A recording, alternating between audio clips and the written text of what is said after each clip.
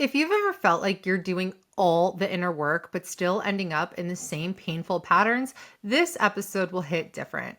Today, I'm sitting down with the incredible Amy Young, a speaker, intuitive, and coach known for her fierce honesty, no BS wisdom, and the way she blends deep spiritual truth with laugh out loud realness. Amy helps women unravel old stories, reclaim their power, and step fully into who they're here to be. In this conversation, we go deep, talking about self-love, attraction patterns, the drive to heal through relationships, and the sneaky ways unhealed wounds keep showing up in our dating lives. We explore the messiness of growth, the illusion of perfection, and why real transformation doesn't always look polished, but is always worth it. If you're navigating love, leveling up, or just trying to make sense of the chaos that personal growth can be, this one's for you. Let's dive in. Hi, Amy. Welcome. Hi. Thank you so much for having me here. This is really exciting. You have been so instrumental to me in my career. I don't even think you realize. I got on YouTube because of you. And I think I probably messaged you about this like years and years ago. You were on YouTube when, like starting 10 years ago, more than that? No, I started my channel in 2012.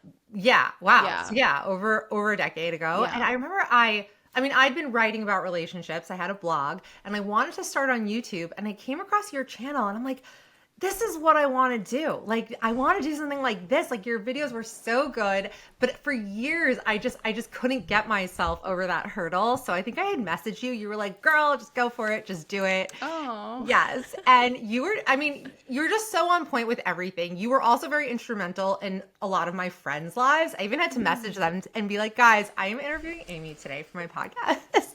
Because even though I was a relationship coach, your friends don't see you that way. They see you as a peer. So I'm like, you're not going to listen to me, listen to her. Okay. It's very true. I know, like, you have a friend who comes to you and you're like, you should just read this book. But in your head, you're like, I know exactly what I would tell you to. I mean, but at the same time, it's like, you know, we can dole out advice or guidance, and like, how often can we even take advice? I mean, that's like, a big part of it as well. We're all learning and growing and evolving out here. Yeah. Yes. So I would just love to hear your origin story. How did you become a relationship coach?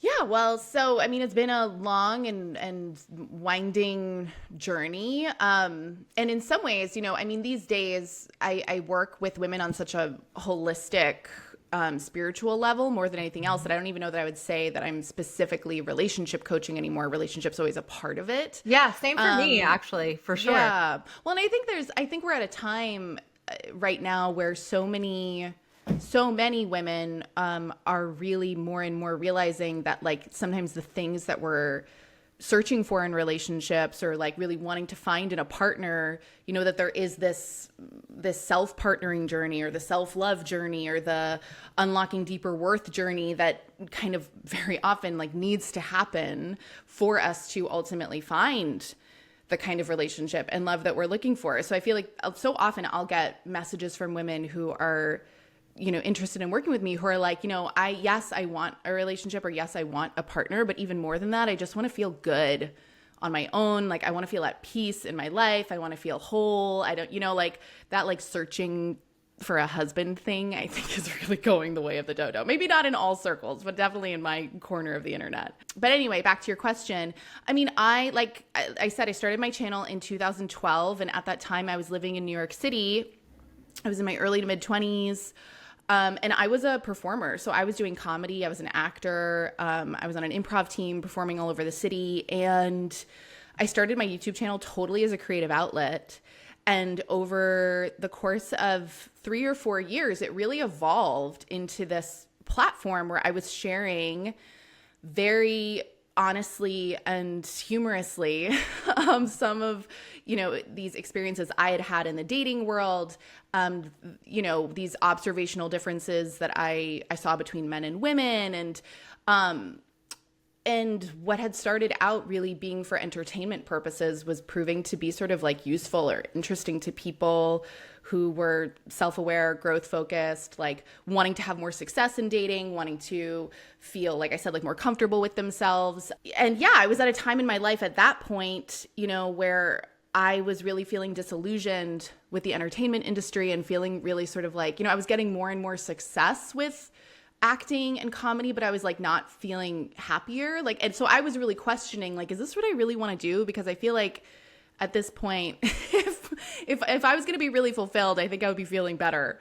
about how things are going. And I just didn't. So that led me down this whole kind of, unexpected rabbit hole of starting to coach and getting trained as a coach and working with women online. And I did pretty much exclusively, like you said, like dating relationship focused coaching for the first 5 years of my business. And then I went through this huge transition and like dark night of the soul experience to 2019 into 2020. And that really shifted a lot of my focus with work with people as well. But, on a personal level, as far as relationship stuff is concerned, relationships have been my greatest teachers in my life. Like they've been different relationships I've had with different people have awakened me and taught me more than anything else I could probably say. And I think that's the case for a lot of us. So even at that age, because I started coaching, I think when I was like 25 or 26, which is so hilarious to me looking back now. I'm like, I had fucking balls. I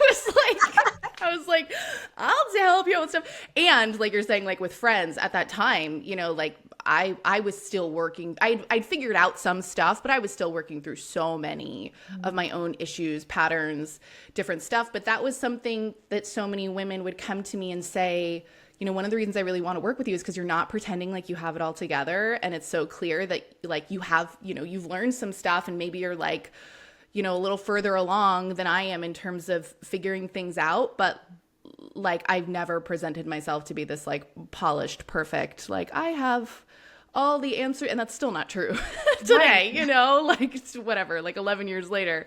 So yeah, it's been, I totally backed into it, but it's been like the coolest journey. And that's incredible. It's really interesting. We actually did start around the same time. I think I started in 2011. I didn't start on YouTube until 2020. But I think that at that time, there weren't really any female coaches. I feel like it was a lot of men. It was Matthew Hussey. There was a Matt Boggs. There were so many men in this space, and they're valuable in that. I mean, when I was in my early 20s, I didn't have a clue how men operated or what they thought. And so that was so helpful. But I think with your content, that relatability factor is huge. I remember when I'd be going through hard times in my relationships, like what was there to do? I would like watch an episode of Sex and the City for advice or read Cosmo magazine. There wasn't TikTok. I don't even know if there was Instagram, but if there was, it wasn't the Instagram of today.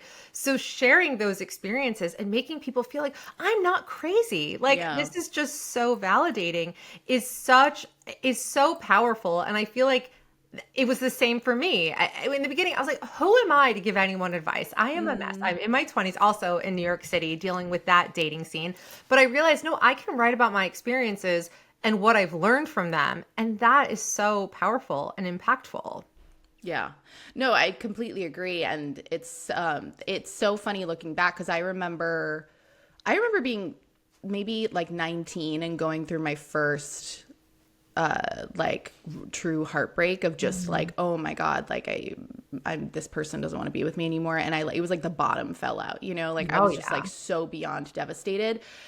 And I remember this was like early days of Google even, right? Of like Googling something and being like, how do you like get over a heartbreak or like, how do you heal from a relationship ending?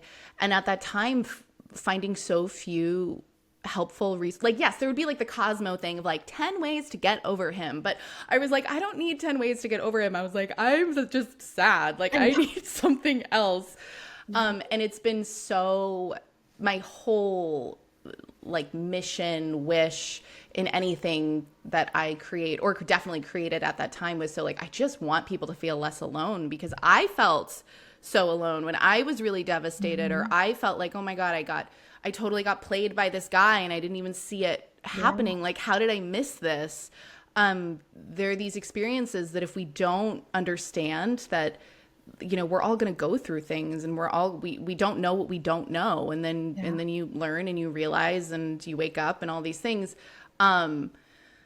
It's like, if we don't see that like, oh, actually we're in this thing together, like no one has it all figured out. It's so easy to just feel embarrassed or ashamed or like, oh, it's just a me thing. And I always just tell people I work with, like, I've been doing this long enough that there's nothing at this point anyone could share with me that it's like, I haven't heard some version of it before. I haven't moved through my own version of it. I haven't had like 5 clients who've navigated the same kind of thing. Like, there are these universal experiences that we're all navigating. So yeah, getting to like dissolve any sort of shame or sense of separation or like, oh, I'm broken or I did something wrong. It's like, no, you're just a human.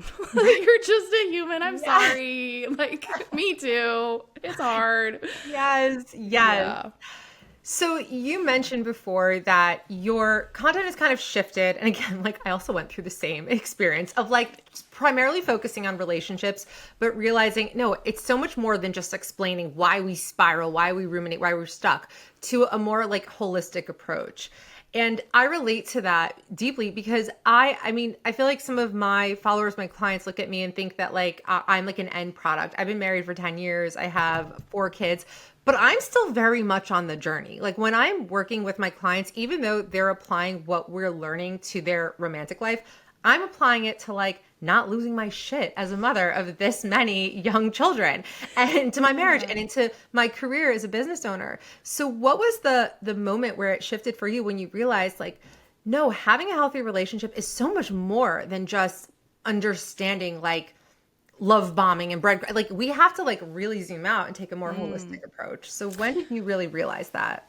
Yeah. So I think there's been, I think I've had the same realization over and over and over again, which is that whatever remains unhealed within me, I will encounter over and over and over and over and over and over again in a variety of relationships and circumstances, until that unhealed thing gets the attention and acknowledgement that it is asking for, so to speak. So, you know, there was the version of this that I encountered when I was, you know, going back to, like when I was in my early 20s and really pursuing people who were quite unavailable, like not relationship focused, not really emotionally intelligent, but like I would get really hooked into and like you said, really obsessive around some of these men. And it was like, it took me a while to realize like, oh, it's not just this thing of like, why are these men so unavailable? Like, you know, to realize that it's like, oh no, that's my type apparently. Like my type, I am attracted to these men, and it's linking and then asking myself that question of like, what is unhealed within me, or what is driving that attraction? And it was like, oh, like there is something familiar about not receiving the attention that I'm really deeply craving. There's something familiar about not being met in the way that I'm wanting to be met, or not feeling heard, or not having my needs acknowledged, and having to unearth within myself, like what's going on, like what are those kind of holes within me that I'm trying to fill through this, which looking back, it's like through this like 22-year-old hipster bad boy who lives in like a studio apartment in Greenpoint, who's like not gonna fill any hole. Well, I shouldn't say that, it's a different story. But that has been an ongoing series of awakenings of like whatever I'm encountering out there that is painful, dissatisfying, not fulfilling, not what I desire, not what I'm trying to like, you know, consciously create or call in for myself, but I keep bumping into it. There's things within me that need attention, that are asking for resolution. And I've just continued, that's been like that the whole thing, it's like, that's been this upward spiral journey of like any relationship acting as a mirror for me in that way. And that's true definitely in partnership, but it could be true in friendships. It could be true in business relationships, of just being like, oh, whatever I'm experiencing, I am a match for. And I say that as someone that like, I've experienced really fucked up shit in relationships. So like if someone's listening to this and they're like, how dare you? I will show you my rap sheet. Like I have called in and co-created really damaging, destructive experiences. Yeah. Not on purpose, not because I'm dumb, not because I'm bad, but because there were these like secret hidden, even for me, wounds that were operating, that were syncing up with other people's wounds, you know? And then what we together unconsciously co-created in our relationship was damaging, or was destructive, or was abusive. And like, it's so funny because as I'm talking about this, like I can talk about it now, like sort of like casually, and I don't mean to be casual in it, because none of those things are casual. Right. But for whatever reason, my pathway has always been one really centered around looking within and self-responsibility, and recognizing like, yeah, this person did this horrible thing to me, but I picked them. Yes, that is the biggest epiphany realization of all. It's when you can say, okay, in what ways am I contributing to my own misery and to the toxic dynamics? Yeah. Because it's very easy, and this was my problem for a long time, it's very easy to play that victim role. Like, all men are shit, like they're all narcissists, and there's no good guys out there, and all the good ones are taken, and everyone's emotionally damaged or unavailable. But waking up and realizing, like, or maybe it's not that everyone's emotionally unavailable, that's just who I'm drawn to. And why is that? And wait, you realized this when you were 22? Like, that's that's unbelievable. Well, I think I had a really good therapist at that time, actually, who I describe her as like she just didn't let me get away with anything, in that it was never about the other person. You know, like I would come in and be like, he's doing blah, blah, blah, blah. And she would be like, okay, and what are you doing? And who are you being? And that's a good therapist. I feel I mean, she set me straight. Like she told me to read Codependent No More. Right. She like encouraged me. At the time, I had a lot of codependent tendencies. Like I got into some 12-step rooms and looked at Al-Anon and different things that I really needed at that time. Yeah. But yeah, I mean, I feel very blessed to that recognition of like, oh, these aren't just things that are happening to me. I am playing a part in this, or I am participating in some way that's leading to this pain, or leading to this struggle, or leading to this suffering. And like, on one level, that's a super harsh realization. Like, it's so uncomfortable because it's like, what do you mean? Like, why would I ever opt into a dynamic or a relationship with someone that's like painful or unfulfilling or struggling? But on the other hand, for me, that has continuously been so relieving and liberating, because then it's like, oh, so I can change it. Like, you know what I mean? So it's like, oh, so it's not just there's a pool of sucky men and I just have to try and find one that sucks the least. It's like, no, I can, and I have lived this. So this is why I can say this with a lot of like confidence and assurance to my clients or anyone who's listening. It's like, I have completely 180 degreed. Like, the men that I was a match for 8 years ago are not the men that I'm a match for today. The treatment and relational experiences that I had, in various seasons of my life, where I was operating more from unconscious wounding or trauma or stuff that was unresolved in my system, all of that is so far and away from anything that I would create, call in, experience in my life today. And that's not like magic. That's a lot. I mean, sometimes it feels that way to me, because I'm just like, if me 10 years ago could see now, like, it would be like, what did you, how? But that's what happens, is like, when you understand how to shift your inner world in a really powerful way, you will start attracting and aligning with very different experiences and people. Yes. And it's like the coolest thing in the world, and it's also so hard. Yes, I say this all the time. If you want to grow, you have to get comfortable with the discomfort. Yeah. And that's just how it is. I did the opposite of you when I was in my 20s, at least in my early 20s. I woke up in my late 20s, but I would think, oh, I'm not getting these guys I want. I just need to be skinnier. I just need to be more beautiful. Totally. I just need to be the cool girl. Yes. Cool, I got to be more laid back. I have to. And so I was chasing after those things, and then just feeling so defeated and so empty, because obviously, like, none of that is going to fix your problems. If anything, like, getting skinnier, getting hotter. Okay, I would attract more guys, but then my neediness, my self-sabotaging tendencies, all that stuff would come exploding out. And I'm like, I don't get it. I'm doing everything right according to what society says I'm supposed to be. So why is nothing working out for me? And then I had my huge awakening, yeah, at age 29. And you know what's interesting? I don't know if you noticed this. You attract what you are, right? I notice with the clients I work with, so many of them, like I get so many of that like late 20s, early 30s that are exactly how I was at that point in time when I had like a huge turnaround, really did an overhaul on my self-worth.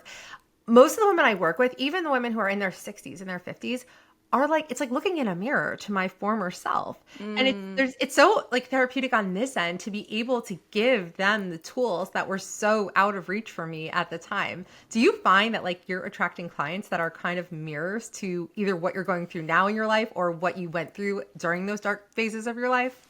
Yeah, I mean, I definitely see so many commonalities and so many things, like you said, like specific shifts. You know, like one thing that's coming to me in particular is like I had to really shift my patterns of attraction. Like that was such a big thing of being like, of learning that it's like, oh, if I'm attracted to someone off the bat, that is actually an indicator that I should not move towards that person. Yes. Like that was like a really, that was like a whole journey of realizing like, oh, you know, like they say like, oh, I have a bad picker. Like if I lock eyes with someone across the room and my whole body lights up, that person is a no-fly zone, because like all that will get like we have circled that drain enough to know that when I have that experience with someone, that is not a healthy attraction for me. Yeah. So, you know, I had to go on this whole journey of dating and exploring connections with people that I specifically wasn't super turned on by. You know, like people that I was like, this doesn't feel this, like, I don't feel that like white, hot, yummy, sexy chemistry with this person.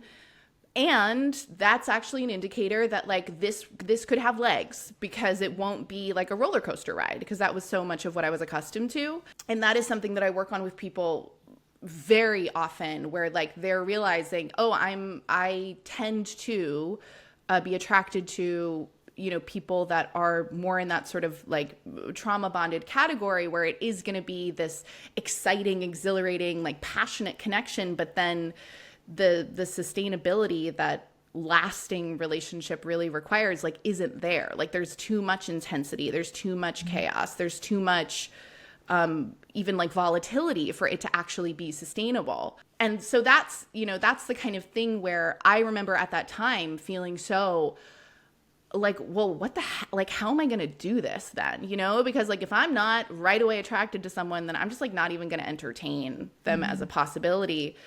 And like training myself to actually follow, you know, like and cultivate what I call like slow burn attraction, like being able to really stay open to someone and see like, well, what wants to develop here?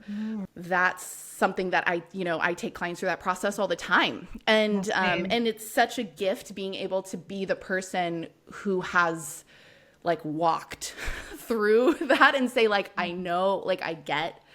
If you're thinking like at that time, I remember being like, well, I guess I'm just gonna have bad sex for the rest of my life. You know, like I guess this is just because I'm just gonna have to be settled for someone being boring. And it's like, no, like that's not it at all. So yeah, I feel like I have lots of those experiences and at the same time, like there were things, you know, like I think it was like 6 years ago now, I went through this huge process of really resolving all my baggage with men and the masculine, just like collective men. Like I had just so much like mistrust, disdain, contempt. Like men are just bad. Men should like sit down and shut up. Like men, you know, like all of this, which is very, very popular in our collective narrative right now, but it was really creating problems for me because like trying to be in a relationship with a man. Of course. It's the same as with a man who thinks that all women are crazy. All women are bitches. Like, would you want to date a man like that? No. Yes. So too, like what man wants to be with a woman who's like, men are scumbags. Men are going to screw you over. Yeah, that's a really important point. But I felt like when I was in the thick of that, I remember there being this like maybe 6-month period where it was like, and I wasn't even talking about it at that point because I was like, I can't guide anybody through this process because I'm in the process right now. But I was working with a lot of women who were really realizing that within themselves. So it is one of those interesting things where it's like, even without it being intentional, there does seem to be this sort of like orchestration happening where it's like, oh, this person is, navigating this particular aspect of some growth or healing journey, and like we kind of can just sync up with each other. Mm-hmm. I'm gonna go back to something you said before because it's really important. You mentioned that you realize like when you see someone and you're super attracted to them right away, oh, that's actually a red flag. Can you just flesh that out a little bit more? Because I don't want anybody listening to get confused. I don't want anybody to think that we're saying, oh, you should never be attracted to the person you're with. You should be, bored. Or why is it that is such a red flag when we immediately like light up just before someone has even said a word? Sometimes we're like, oh, I have to have that person. So speak to that a little bit. I mean, so for me, specifically, because I'm sure that there's people that that's not true for, I'm sure there's people who can totally trust their attractionometer, so to speak. Most of the time it is true though. No, I think it's more like, not just like, oh, he's hot, like I'm interested. It's more that feeling of like, I have to have this. Yeah, it's like a drug. And yes, exactly. When that person is like a drug, when they are like sending that dopamine like through the roof, when you become very obsessive, when, the limerence develops, which, I've been a relationship coach for like 15 years. I never even heard of that word until like the last week. Well, I'm also just like, do we have to name everything? We have to name everything. Like, do we have to fucking name everything? Like, I'm like, maybe some things can just be without like diagnosis and pathology. But no, apparently it's like, no, we're gonna give everything a name. Thank God it didn't have a name, because at that time in my life, I would have been like, it's not my fault, it's my limerence. It's my limerence. Versus just being like, I'm nuts. Like, I just felt fucking nuts all the time. Yes. It's just beyond like finding someone attractive. It is more this intense desire for that person, intense desire to be chosen by that person before you even really know them, as opposed to having a lukewarm attraction, interest, where you allow that space to grow. So it doesn't feel like there's so much on the line. Like if this person decides, I don't think this is a match, you're like, okay, like I'm a little bummed, but I'll move on, as opposed to the person that you're really fixated on not choosing you. It sends you to the depths of despair. Yeah. So your question is just like, what's going on there? Yeah. Like what's going on subconsciously? Yeah. Well, so I think there's a lot of things going on there. I mean, we can talk about it on the level of nervous system and like attachment theory, and like what is coded within us in terms of early attachment, and like our origin stories, like our initial blueprint. What's like what are our understandings, our unconscious understandings of what love is? And for many of us, we can have a conscious understanding of what love is, that like love is like being seen and feeling connected and being understood and feeling safe with a person. And on a conscious level, we're like, that's what love is. On an unconscious level, on a nervous system level, if we're talking about like your inner child's understanding of what love is, there can be very, very different things going on, where we can have these sort of crossed wires within us that are like, oh, love is when my needs aren't met. Because that might have been an early childhood experience we had of what love was. Yeah. Like love and connection is when my needs aren't met. Love and connection is when I'm not emotionally attuned to. Love and connection is when I don't feel safe and seen. And I'm making these up, but I think these are actually quite popular ones. Yeah. And there's, of course, there's like a spectrum, right? So you don't need to experience like, extreme neglect or something early in your life for you to have these understandings on an unconscious level that like, oh, my experience of love includes me feeling unseen or not safe or not attuned to. So if that's what I'm working with on an unconscious level, just like that's my energetic patterning around love and connection, our systems and our bodies are so wise and intelligent, right, that they will be able to clock a connection that matches and meets that blueprint before, like you said, we've even spoken to a person.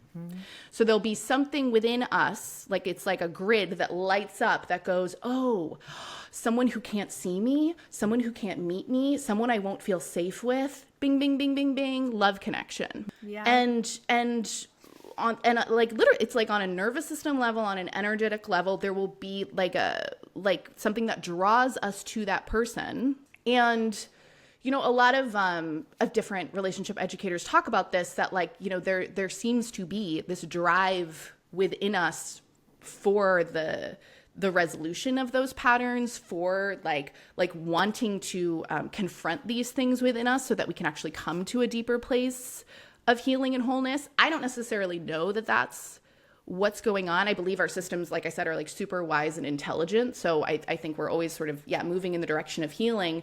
But I also think there's just sometimes these things that like loop and loop and loop because it's what's familiar, because it's what we're used to, because it's, this is what my system says love is. So if I recognize it in this person out in the world, then it's going to feel like a match for me. Yes.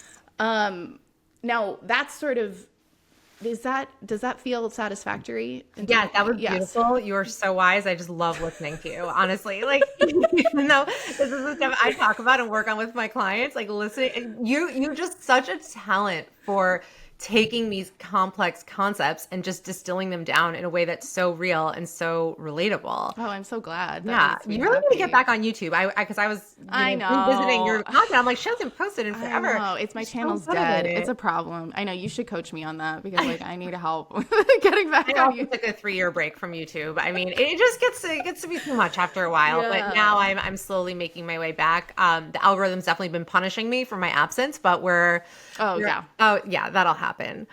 So what do you think the most misunderstood part of doing the work is, either in relationships with yourself? Because everybody says do the work, right? Like, oh, what a fun question.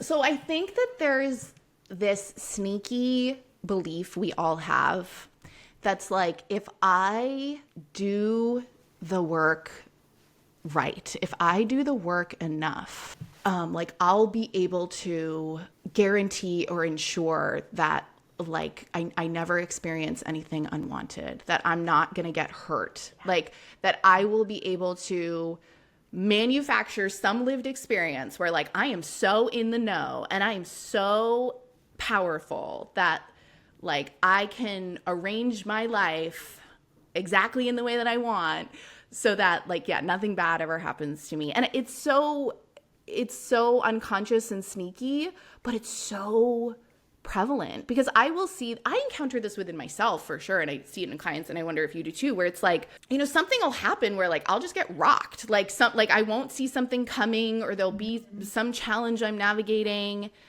And there's this part in me that flares up. That's like, what the fuck, Amy? Like, how did you miss this? Right. Like having done as much work as you've done, or like knowing as much as how could you not see this coming? Or like, why is this bothering you so much? Or like, why can't you seem to just be over this by now? Yeah. And I think there's this misunderstanding around doing healing work or personal growth work, or transformational work that's like, oh, I'm going to transcend my human experience. And like, I can speak to that, and I see that in myself, and I know like there's no ultimate arrival. And at the same time, like, there still will be these little parts of me that are wanting to like mastermind the whole experience. And that's why I did a post about this over the weekend on Instagram, that it's like, for me, so much of all those like efforts and healing endeavors, it just keeps bringing back to this place of like, I just keep getting like humbled, of being like, there is no top to this mountain. Nope. There is no like finish line. Like, you're going to keep learning, growing, evolving. And, what is it? It's like, oh, it doesn't get easier. You just get better at it. Like, that's kind of how I feel sometimes, is it's like, oh, it's not that it gets easier. It's just like, I have more skills and tools and frames of reference for things and lived experience. Like, I've gone through enough, that I'm able to navigate most things. Yeah.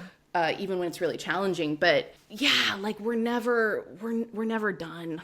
No, Like, we're I just tell never people done. all the time because I feel like that's a very common misconception that people have about me because of the way my story unfolded. So I married my high school ex-boyfriend who didn't want me for like a decade. We would like run into each other every few years. And then I went through this radical period of transformation over a summer. So I call it the summer of me. I had a decade's worth of tools. I just wasn't using any of them until I decided I was like sick of my own shit. I was like, I can't take myself anymore. Like if I could break up with myself at that point in my life, I would have because I was just sick of myself. I'm like, enough already. Like get it together.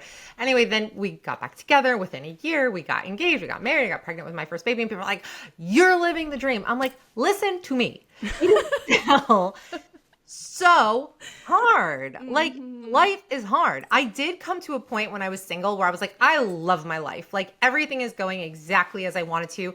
I love my friends. I love my job. Like everything was so good. And I remember speaking out loud, I've come as far as I can possibly go as a single person. Any more growth is going to happen in a relationship.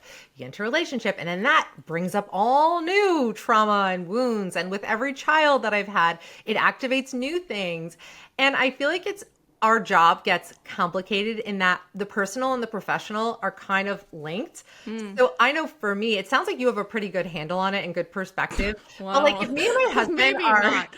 are like fighting, and then it's like I'm teaching all about how to communicate in a healthy way and how to manage your triggers. And I'm like, I did not manage any triggers in that last interaction. Like that was all my old stuff. Even though I've worked through it, like that's still going to come out. Or like, when I lose it on my kids and then I'm speaking on like, okay, we need a pause. You need to respond instead of reacting. And so sometimes it just kills my motivation in my professional life when I feel like I'm not failing, but like it feels like you're failing in your personal life. So drawing that line. And I remember when I was single and I was coaching, it was the same thing when I was dating. And then all of a sudden I realized, oh my God, I'm chasing after this guy who like said clearly, couldn't have said it more clearly, that he like wants nothing to do with me and I just can't let it go. And I'm supposed to be like the role model here. It gets sticky. Oh, totally. And it's like it's I feel like what you're speaking to is this whole dismantling that I think really needs to happen in the personal development industry as a whole, which is like this way that we want to put people or even put ourselves on pedestals, and be like, that person clearly has it all figured out, and they never get triggered, and they never yell at their kids, and they never feel insecure. And it's like, no, if you have a pulse on this planet, like you're going to have a full range, full spectrum human experience. And the parts of us that think or believe otherwise or wish or want it to be otherwise, like those parts need to get checked because yeah, it is really easy, especially if you're in a position where you're supporting others or assisting others. Well, one, there's a level of responsibility around, this is my belief, and this really, I think, just ties into like a sense of personal integrity about like, okay, am I walking my talk? Like that's the thing that I come back to continuously is like, am I practicing, what it is that I espouse to anyone on the internet? And am I doing my best to show up and take my own advice, like I said at the beginning, right? And it's like, and if I'm not, well, then what's going on there? Like, what is happening that I'm not walking my talk or I'm not practicing? And that doesn't mean that I'm going to be perfect all the time, but it means that I am in this continuous state of witnessing myself and caring for myself and tending to myself and tending to my issues and healing and growing as I'm going through things. For me, I'm really transparent about a lot of that in the way that you're being transparent right now, because I don't want there to be any confusion. I'm like, I don't want anybody to think that I have it all together and that I know what I'm doing all the fucking time and that I don't get triggered and I don't get reactive. Like, I definitely don't want anybody to work with me because they think that I have some magic key that I can hand to them to be like, here's how to make just your life like a day at Disneyland every day of the week.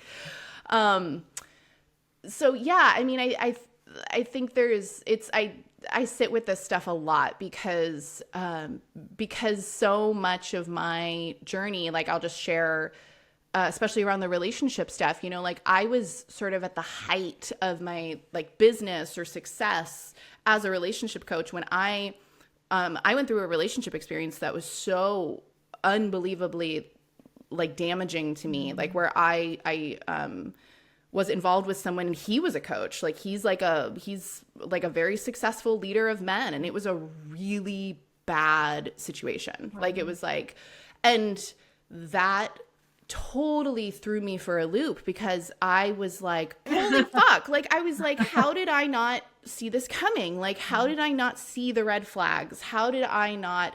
And I had to really sit with myself and be like, oh, it's because like, I'm not perfect either. Mm-hmm. And I can always be like, you know, striving and wanting to do my best and like, yeah, like applying what it is that I'm teaching about or how I guide and assist others. And I'm also on my own journey here. And like, that's true for anybody who's supporting any other human in a process. Mm-hmm. But that was like a really hard pill for me to swallow because for a long time around that, you know, I felt like, what is it like I can be working with all of these clients and they're meeting their dream partner or they're getting, you know, I'm getting like, oh my God, he proposed updates from, you know, former clients and stuff. And I'm like, why can't I crack this nut for myself? And we can't see or know things until we're ready to see and know it. And that's just, again, this is why it's like, stay humble out here, friends. Like, you have to, if you don't stay humble, life will find a way to humble you. 100%. You may as well just put that into practice. But I think what's so amazing and inspiring about you is the personal accountability and the self-awareness that you have. And those are the most important skills, like when navigating relationships, when navigating just getting the life that you want. We always need to be looking at, okay, what is my role in this and how can I grow? And what is this teaching me about myself? Yeah. So, yeah. It's those are, I mean, like those three questions, like if anyone wants to write those down, like what is my role in this? Like how is this asking me to grow? Yeah. And what is this teaching me about myself? Yes. Like those are such powerful questions to come back to in these moments where we can feel really victimized by life or feel really helpless in a given situation or we're being hard on ourselves. It's like looking for the growth edge or the lesson in it or you know, how is this actually helping me in some way, even if I can't see it? Like, because I think, you know, when I hear you sharing really candidly about like, you know, I yelled at my kids or I got super triggered, you know, with my husband or something, in so many ways, it's like, having those experiences makes you way better and more qualified to be able to support someone who's navigating those things because you're like, oh yeah, I have been there. I know what it feels like. Like I have a direct experience of that. So your compassion and intimacy and understanding of that is going to be so much more helpful than someone who's like, oh yeah, I never yell at my children anymore. That does not exist. Like, it just doesn't. This is why you will never catch me posting mom content or posting when my husband does romantic things because I'm never going to be the one to post like, oh my God, hubby brought me flowers. I'm so lucky. Like #blessed. Okay, that would be lovely to share that, but I'm not going to share that and not share the other stuff. I don't want other people to be like, oh my God, I want this. She's so lucky. It's amazing. If I'm going to share motherhood, I would only be sharing, oh my God, look how cute my kids are. And sometimes I do. I mean, they are like delicious. So sometimes I will post like a little bit. I mean, that's just generous, you know, like you're just showing us your delicious children. Like, right, exactly. But I'm not going to post the other stuff when like it's just chaos. And so I'm not only going to give this glimpse of like, look how perfect everything is and how well I manage because it's just unrealistic. And I'm not going to come on and like complain because then you just seem ungrateful. But like when people ask me, they're like, oh, can you show more of that? I don't think so. Like, I don't think I'm doing it. I don't think I'm doing any service here by like posting, you know, a highlight reel of my life. It's just not. It's not real. I'm very honest and transparent. And I always tell you guys, yes, sometimes I get it right. Sometimes I am winning. I'm like, yes, I am such a great mom. And other days I am like, who allowed me to have children? Like, you know, how am I, you know, that's just life. And that's how it goes. And I'm a constant work in progress. And I feel like even though I've been out of the dating world for so long, even though it doesn't feel like it, because I feel like I'm always referencing my past experiences, and also I live it with my clients. Like I like feel like I'm still in the trenches. All of this work I find is just so relevant to every area of your life.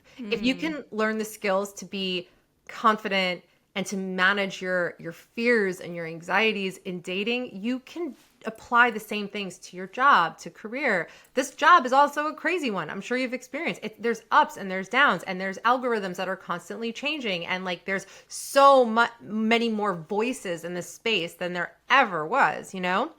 And so, yeah, I apply it to my job, apply it to motherhood, apply it to being a wife. But you said something earlier, and I can't remember exactly how you put it, but you said that a lot of women come to you because they just want to feel all right, or they just want to feel good. So the name of this podcast is You Will Be Okay. I know, which I love so much, because I was scrolling through your feed and I was just like, I just love, starting off with just like, you will be okay. I'm like, talking about a message we all need to hear multiple times a day, just like, I'm gonna be okay. Yes. Right. Sorry, and that's why I named it that. Honestly, that came about by accident, because it's the name of my course, and it wasn't meant to be the name of my course. I was just very pregnant and I wanted to finish filming it, and I wanted to get it out there. So I'm like, let's just call it You Will Be Okay, because that's what I say 100,000 times a day. And then I was always intending to change it to something, I don't know, something else. Everyone just loved it. And then when I had to come up with a podcast name, I'm like, let's just do this.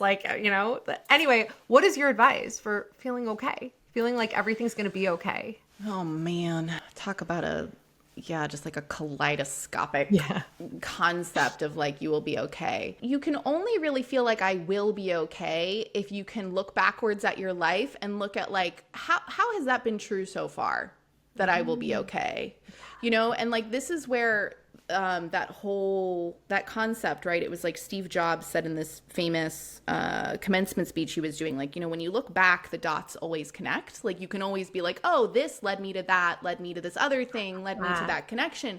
So the first thing I would really recommend is look back at your life and look to the moments where you really felt like, whoa, I'm not going to be okay, or I'm really scared right now, or you're going through some uncertainty, or you're heartbroken, and look at how life unfolded out of those moments. And don't look for the level 10 fairy tale bullshit happily ever after story, right? But look for evidence that oh, even when things were really rocky or hard or uncertain, I was able to figure things out, or something materialized that gave me a path forward, or, I was sitting in this place of uncertainty and then I got some clarity around it. We have to have a relationship with life where we're seeing that this is an ongoing, unfolding sort of process,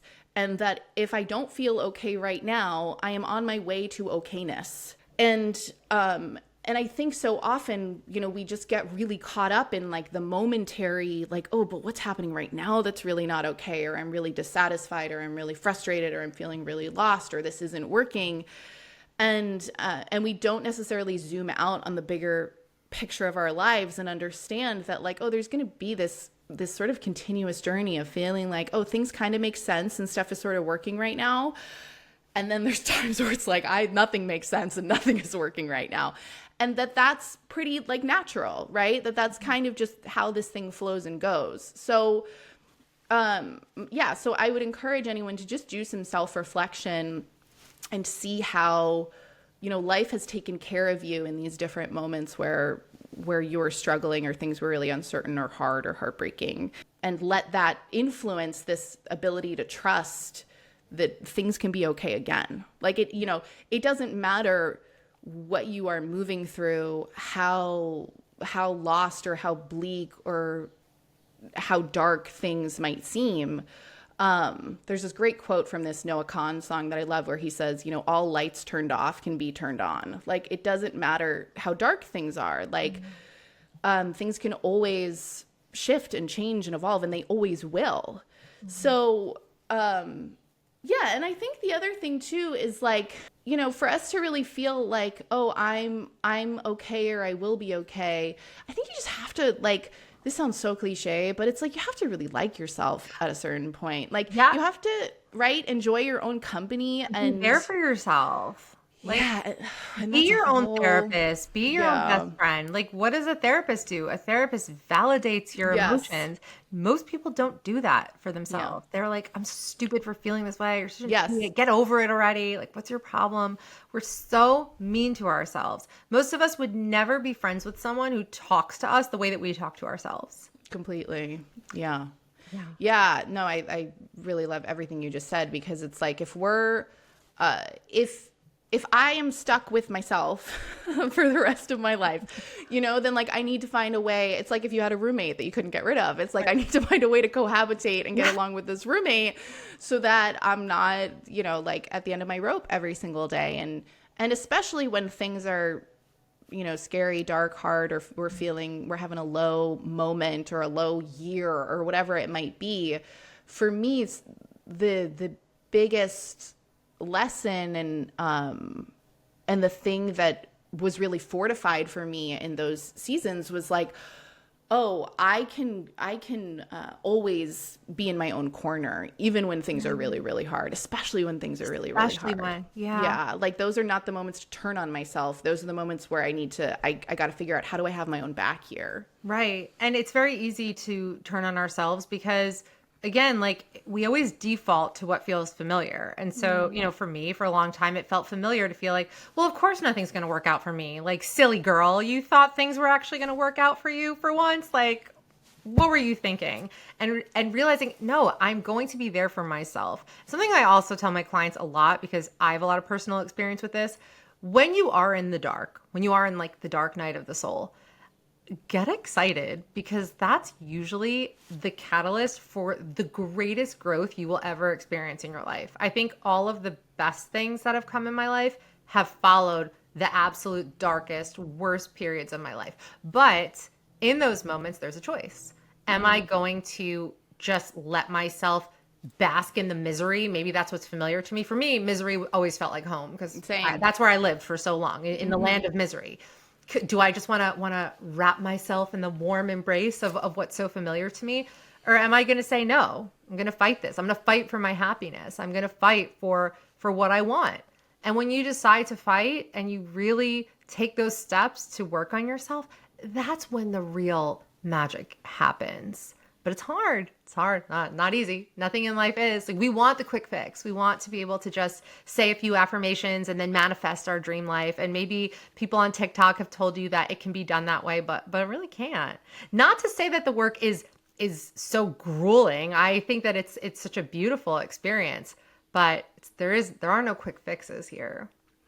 Well, yeah, and especially when we're going through something really deep and painful, it's, well, one, I just want to like completely validate and like I'm doing like those little like hand like emojis just like those little praise hands because it's so true. Like my lived experience is very similar, that it's like the places where things really, like I hit a sort of personal rock bottom in some regard, were the greatest like springboards for my own evolution and transformation and like shifting into something totally different for myself. But yeah, like when we're moving through that depth or that darkness, it's so easy because we live in a time and in a society where it's like you're speaking about the highlight reel on Instagram, right? Where there is this like feeling or idea that it's like I should just have it together all the time, or like if I'm not feeling okay, that's like a huge problem. And it's like, no, since the beginning of time, like, it's like humans have been going through different challenges, tragedies, like, whether it's like personal rock bottoms or something happening globally or collectively that's really like rocking everybody. It's like there's never been a time where someone was living a life that didn't at some point like truly bring them to their knees. And that's not a problem. Like, is it painful? Yes. Do we like pain? No. Do we learn a lot in those seasons of life?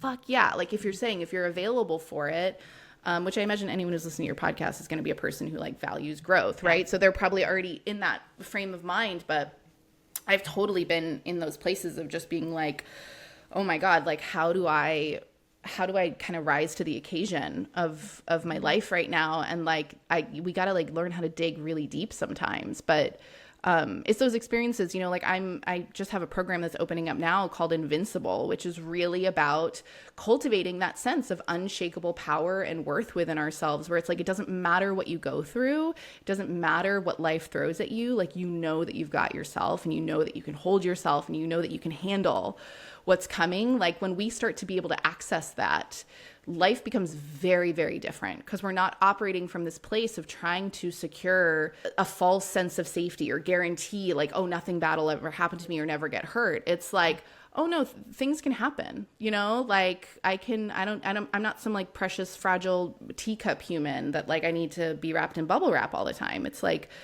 no, we can take risks and try new things and experiment and grow in all the ways that we're meant to, and be better for it. Yeah. Beautiful. Yeah. Okay, we are at about an hour mark now. Even though I didn't even get through like half the questions, we might have to do a part 2. But I will come back anytime. This has been amazing. Anytime. I want to do some rapid fire with you, okay? Oh, okay. What is the most overrated dating advice? The most overrated dating advice? If you just know what you want. Like, oh, if you just know what you want, like if you're just clear about what you want, like just be clear in what you want, like no. No. Sometimes not it. More to it than that. Yeah. What is a toxic trait you've worked hard to unlearn? Stubborn. What is your zodiac sign? Yeah. Are you Taurus? I'm a Libra, but I have a Capricorn moon, so I think that has Oh, there it is. Yeah. Okay. What is a relationship green flag that doesn't get enough credit? The first thing that came to me was kindness. Yeah. Like, kindness is so hot. It's very sexy. And and it doesn't get put in the sexy category. No, yeah. They really should though. Yeah. What is the best breakup survival tip in one sentence? Oh, let yourself feel everything and trust that it's happening for you. Yeah. What would you title your dating memoir? Looking for love in all the wrong places until I didn't. I love that. And what is a mantra or quote you keep coming back to lately? How deeply are you willing to trust? I love that. This was beautiful. Please share where everyone can find you, follow you, how they can work with you. Absolutely. So definitely find me on Instagram. That's probably the platform I'm most active on. So my handle is at Amy Young Co. If you listen to the episode, if you resonate with things we talked about, please shoot me a message. I love hearing from people and connecting with people.